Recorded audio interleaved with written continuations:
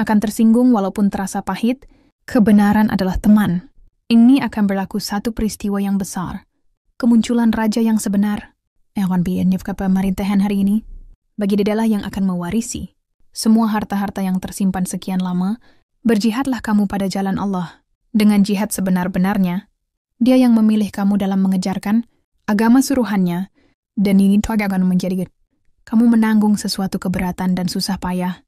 Dalam perkara agama, surah Al-Hajj, ayat 22 baginda, seorang yang adil dan saksama. Baginda akan mengisi kalbu kita dengan ilmu syariat, tarikat hakikat dan marifat, bagaimanalah Dia akan bawa kita ke jalan surga. Apakah jihad bagi seorang perempuan? Jihad kepada suaminya? Beruntunglah seorang perempuan itu jika dia miliki suami yang berjuang ke jalan akhirat, dia merupakan insan terpilih. Sekiranya dia mempunyai seorang suami yang membawanya ke jalan Allah, karena seorang suami itu membawa keberkatan untuknya untuk masuk ke surga, tidak rugi akan seorang perempuan yang mengorbankan seluruh hidupnya untuk suami yang jihadnya ke jalan Allah. Baginda adalah Walid Muhammad, Mahdi Hilman. Betapa besar pun pengorbanan yang seorang sanggup lakukan, tetap tidak akan sempurna sekiranya tidak diikat dengan ketaatan. Taat kepada pimpinan adalah wajib, sebagaimana firman Allah, surah Al-Nisa ayat 59.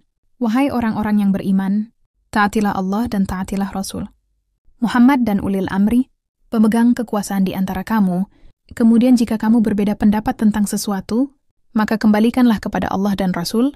Jika kamu beriman kepada Allah dan hari kemudian selain dari ketaatan, jemaah jihad ummah memiliki sifat wakalah kepada pimpinan atau setia. Kesetiaan adalah sifat yang lebih tinggi daripada taat. Dengan ketaatan dan kesetiaan inilah kamu semua akan bersama.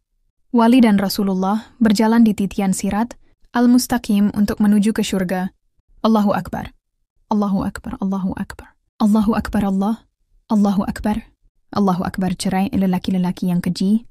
Untuk perempuan-perempuan yang keji, perempuan-perempuan yang baik adalah untuk lelaki-lelaki yang baik. Dia tak layak untuk jadi suami awak.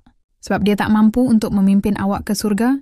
Saya sayangkan dia, Umi. Kami udah lama berkahwin. Tak ada sebab untuk saya berpisah dengan dia. Tak ada sebab awak cakap, dia menolak ajaran Walid. Kat mana baik dia Fauzia, betul. Perbuatan halal yang paling dibenci Allah adalah cerai. Tapi dalam Al-Quran ada menyatakan, perempuan berhak untuk menuntut cerai sekiranya suaminya tidak mampu untuk memimpinnya ke jalan Allah ke surga.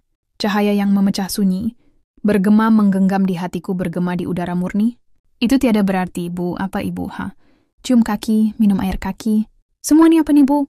Bidah, Bu. Ya Allah, Bu. Janganlah sampai kita jadi bodoh, Bu. Semua ni khurafat, Bu. Dosa besar, astaghfirullahalazim. Dosa besar, Bu. Diamlah, ikut je Ikut je, Bu. Mana boleh, Bu. Ikut je, barakallah malam ini. Kita semua di sini akan mendapat barokah dari wali Allah. Bersyukur kita, amin. Kini giliran muslimat menghadap, silakan bubu, jangan bubu. Tiada kurang ajar, memalukan aku. Sia-sia je kami hantar kau belajar luar negara. Ilmu ini yang kau bawa balik. Mau kau ajar? Kau yang mau kurang ajar ke Habu? Baiduri tak belajar semua ni, Bu. Baikuri tak diajar untuk menduakan Allah. Menduakan Allah apa? Cuma kau bagi tahu aku. Apa ajaran dia yang menduakan Allah? Segala ajaran dia betul. Tak satu pun yang bercanggah apa yang diajar. Semuanya mengikut Al-Quran, sunnah, hadis. Jadi minum air kaki semua tubuh. Betul ke itu untuk mendapat barakah? Seorang guru, seorang mursyid. Kalau kau nak minum, minum. Kalau kau tak nak sudah. Bukannya sembah di muka dia. Tapi itu salah, Bu. Salah dosa besar, Bu. Kalau dia betul-betul seorang guru agama, dia takkan suruh jemaah dia untuk minum air kaki dia, Bu. Tak apalah, Bu. Baduri minta maaf. Baduri tak nak bertekak dengan ibu. Sekarang ni.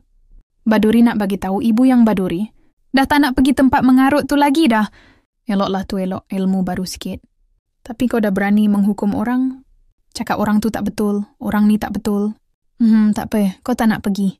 Kau punya pasal, tapi aku tetap nak pergi.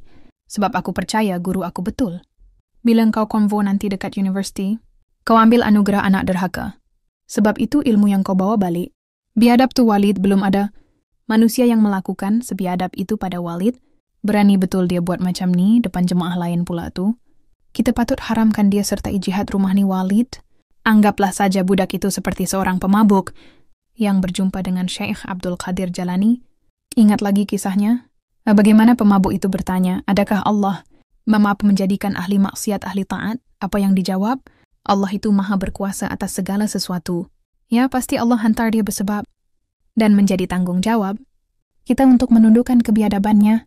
Mungkin kita boleh nikahkan dia dengan salah. Seorang jemaah kita untuk menundukkan kebiadabannya, kawin, bukan cara penyelesaiannya bagi memperbetulkan adab dia. Alasan semua tu bunyi macam, Kak Iza takut kalau Walid nikah dengan budak tu, kalau Walid yang nikah dengan budak tu, mestilah salah seorang dari kita yang akan diceraikan. Sesiapa pun yang akan dinikahkan dengan budak tu, kita tak berhak bantah. Walid tahu dan kita tak sepatutnya mempertikaikan. Akak tak bantah, akak cuma menyatakan, ianya bukan jalan penyelesaian. Faham tak faham, faham sangat. Malam ni Walid dengan saya, kami ada perkara yang nak bincangkan mengenai jemaah, sempadan. Saya tak fahamlah, kenapa Hafizah dengan Rabiatul tu boleh diam macam tu je. Bila budak biadab tu, buat macam tu dekat Walid. Padahal dia orang tu isteri kot. Kalaulah saya lah, memang. Awak bukan tempat tu. Kalau saya nanti ganti tempat Walid, bolehlah awak berkuasa. Kalau dia buat dekat abang, memang dia kena dekat situ juga. Saya ambil muka dia tu, masukkan dalam air tu, biar dia rasa macam mana awak tu lain. Awak serikan diri saya. Doakan saya ganti tempat Walid satu hari nanti. Amin, mana ada lagi orang yang layak nak ganti tempat Walid tu. Lagipun Walid memang percayakan abang seorang je.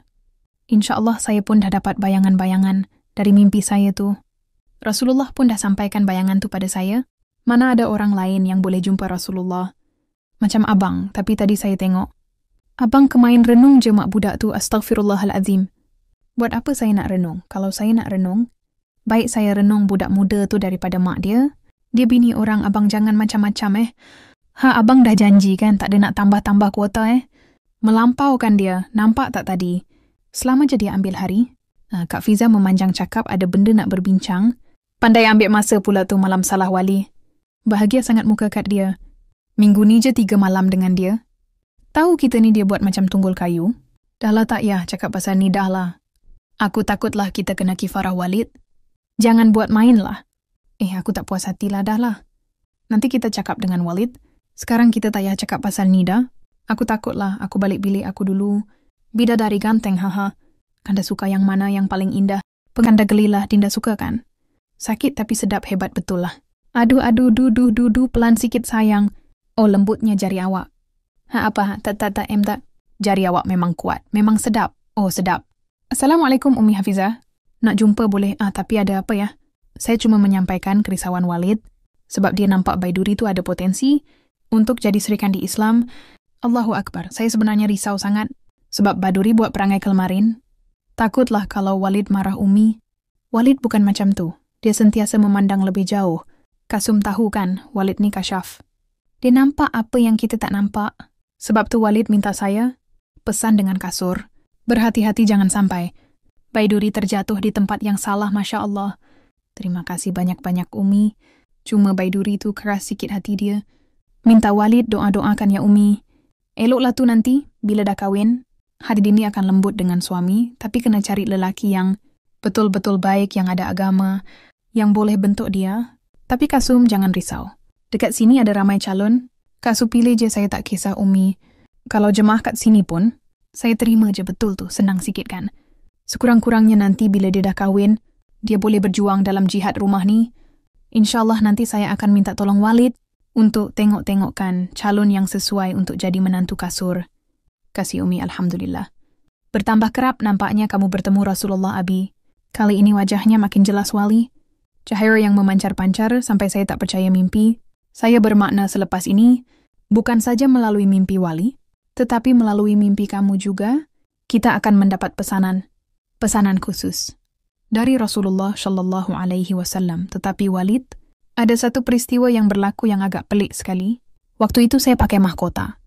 Lalu Rasulullah melucurkan anggota saya itu dan digantikan dengan yang, Masya Allah cantiknya, seperti batu permata, yang bersinar-sinar nur cahayanya, seakan debu. Aku tengah cakap dengan kau ni Kak, tak payah Tak payah nak senyum-senyum perli, aku tak perli. Kau yang duduk dalam jemaah sekian lama, kau jadi bini nombor 3 ya? Tak ada siapa paksa kau kahwin dengan Walid. Kau tu yang gatal nak. Tapi kau masih tak faham perjuangan Walid? Perjuangan Walid tak ada kena-mengena dengan kahwin ramai. Sebab tu aku cakap. Kau masih tak faham lagi cara hidup kami di sini. Tapi engkau yang nak kawin dengan Walid. Dari mula kau kawin sampai sekarang, tak habis-habis kau bandingkan kau dengan kita orang. Macam mana tak bandingkan kakak? Kalau malam-malam kita orang pun kakak ambil, balik-balik alasan yang sama. Nak bincang-bincang-bincang. Kakak kita orang tahulah kakak tu juru cakap Walid. Tapi tak bermakna senang-senangnya nak ambil kesempatan. Kalau berani cakaplah sendiri dengan Walid. Kakak, kita orang tak tahu ke? Umi Hafizah sendiri yang cakaplah. Itu adik kakak lah yang suruh si budak baik. Duri tu kahwin dengan jemaah. Dan selalunya bila ada yang terpilih untuk dikahwinkan, mesti keutamaan pada amir-amir. Apa yang korang risaukan, balik kan? Dah ada 4 isteri? Macamlah aku tak tahu kak, engkau punya idea. Kan yang nak suruh Walid kahwin dengan budak tu, supaya salah seorang daripada kita orang ni diceraikan, betul tak silap hari bulan. Kakak yang kena cerai dengan Walid pada muka, tak mungkin pemilik kebun, akan membuang buahnya yang elok, sebar, banyak lagi buah lain yang busuk di pokok yang sama. Hanya orang yang tak waras je yang boleh percaya. Apa yang dia orang buat? Kat dalam tu Shikin mengarut. Tahu tak dia orang ramai-ramai minum air kaki Walid? Kononnya untuk dapatkan barokah. Mak. Aku sekali minum air kaki tu Shiki. Tak suplah dia orang tu. Memang sekarang ni, mak aku terlalu taksub pada Walid. Daripada bapakku sendiri. Bapak aku tak boleh halang tahu mak aku. Kalau mak aku nak pergi dekat situ, boleh jadi gaduh. Tapi ada bagus juga kau teman mak kau hari tu. Setidak-tidaknya, kau nampak sendiri kegiatan pelik dia orang. Memang tu pun sebab kenapa aku ikut dia malam tu. Tapi aku terkejut sangat. Kau faham tak? Darah aku ni dah sampai naik. Sebab aku tengok mak, aku minum air tu. Tapi kau ni gila tahu tak? Berani kau simbah air dekat muka orang tua tu kan? Ikutkan hati aku Shikin, bukan saja aku nak sembur air tu. Kat muka dia, Besen tu aku nak angkat. Aku nak jirus kat kepala otak dia. Biar dia minum air kaki dia sendiri. Aku tak boleh bayang lah kalau kau buat macam tu sekarang ni. Kau kena cuba halang mak kau dari datang tempat tu lagi. Itulah masalahnya bila orang dah tak masuk. Sampai dah boleh hilang, Kewarasan nak berfikir. Mak aku tetap juga nak cakap yang Walid tu kononnya. Wali Allah yang boleh bawa dia masuk syurga. Tak apalah buat masa sekarang ni. Aku ikut je lah mak aku. Asalkan hati aku tenang.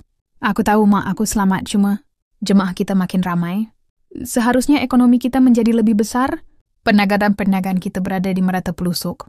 Kita kena jaga, kita kena pastikan yang kita dah dapat buktikan bahwa ekonomi Islam didasari disiplin diri. Bagi tujuan untuk mencapai ketenangan jiwa, dibentuk oleh satu sistem, kepercayaan tentang kebenaran di dalam Islam, didorong oleh aspirasi rohani yang tinggi, dan dituntut oleh hukum ilahi. Insya Allah Walid, kita masih berpegang lagi tradisi perniagaan yang kita cipta berdasarkan landasan Islam. Kita takkan terpedaya dengan sistem ekonomi barat. Insya Allah, Alhamdulillah. Kita betul-betul bernasib baik kerana para jemaah kita di kalangan ahli-ahli ekonomi. Korporat kita kena pastikan yang mereka terus bersama kita. Itu je cara dia nak ajar supaya hati dia tu lembut. Awak ni dah kenapa ni Gila anak awak-awak nak libatkan. Pula dalam kumpulan sesat awak tu Dengar ni saya tak izinkan. Yang nak nikahkan dia dengan mana-mana pun.